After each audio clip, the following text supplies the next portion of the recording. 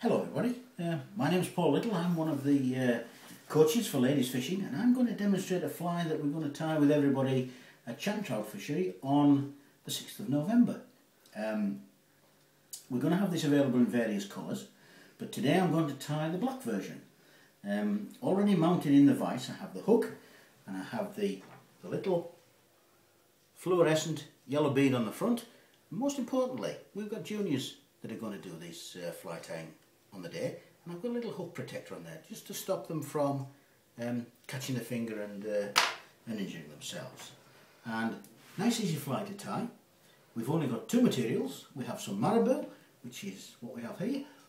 You can see as I blow it, very mobile in the water, very attractive to the rainbow trout. That's the first material. The second material is here. We have a little piece of what appears to be yarn, but it's actually something called chenille, or more exactly, it's called vernile. It has a very dense fibre to it, makes a lovely body on the fly. So, only two materials, quite simple to tie. The juniors should have no problems with this whatsoever. So, we're going to attach the tying silk, and I'm going to take 2 or 3 turns. Once the tying silk is secured, I'm actually going to clip off the waist end. I'm actually then going to move towards the rear of the hook in touching turns, and what that means is every turn touches the previous turn in the fly. And I'm going to stop at a point which would be about halfway between the hook point and the hook barb. Now we bring our marabou into play. This is actually what they call strung marabou. You can buy this not from fishing tackle shops, but you can get this in haberdashery shops, you can get it on markets, and it's always composed of marabou, which is lovely and voluptuous, and it works well in the water. So we're going to take a little piece off here, not too much. I'm going to clip it off. There we are. So you can see we have a nice little bunch there for the fly. I'm going to hold it in my left hand. If you're a left-handed fly dresser, you'll hold it in your right hand.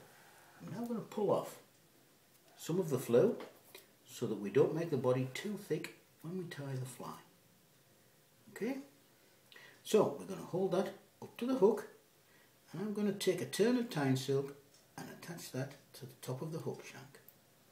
I'm then going to work my way down towards that fluorescent yellow bead, tying down all the fibres which we refer to as the waist ends. They're not actually going to play any part in the fly.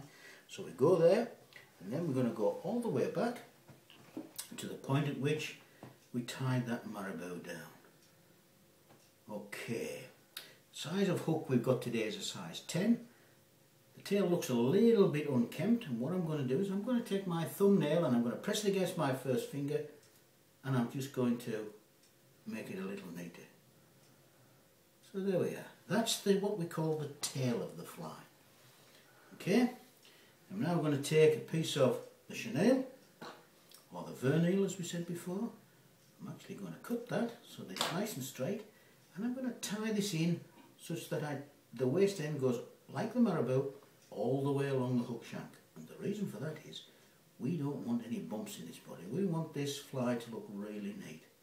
So as you can see, I've held the chenille on my side of the hook, and I'm working all the way down to the front. When I get near the front, what I'm going to do is I'm going to clip that waist off, like so, and then I'm actually going to apply some wax to my thread. This will aid in the tying down process in that it applies a bit of adhesion to the thread, and it will in fact lock that chenille down when I finally tie it off. Okay, so now I'm going to go round the hook shank, taking turns each to the right of the previous turn. If you're a left-handed tyer, it will be to the left of the previous turn. So there we go. Little uneven turn there. I'm just going to even that up a little bit. There we go. One turn, and that's the last turn. So there we can see we've got our body completed, and I'm just going to catch that in with that tying thread. There we go. 3 turns. Okay, so that's that's our fly complete.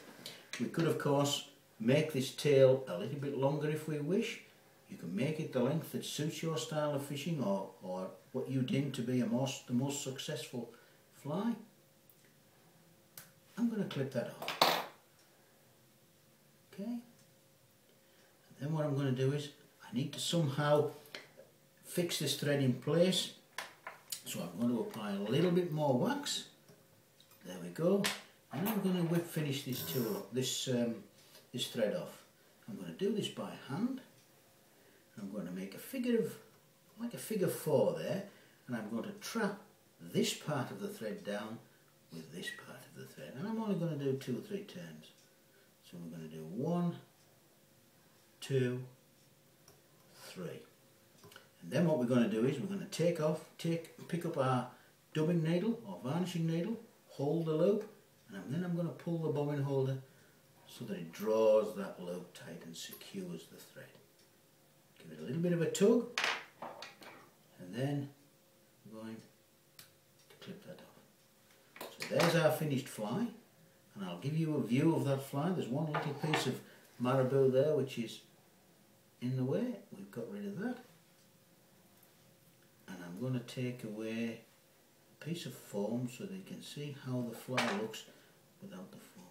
So there we are. There's our little yellow-headed Viva, all ready for fishing. And when we're going to go out and we're going to fish this, one of the nice ways, or one of the most successful ways I find of fishing this fly, is to do a slow figure of 8 retrieve, and then occasionally just a sharp pull or 2 on the fly line makes it really attractive to the trout.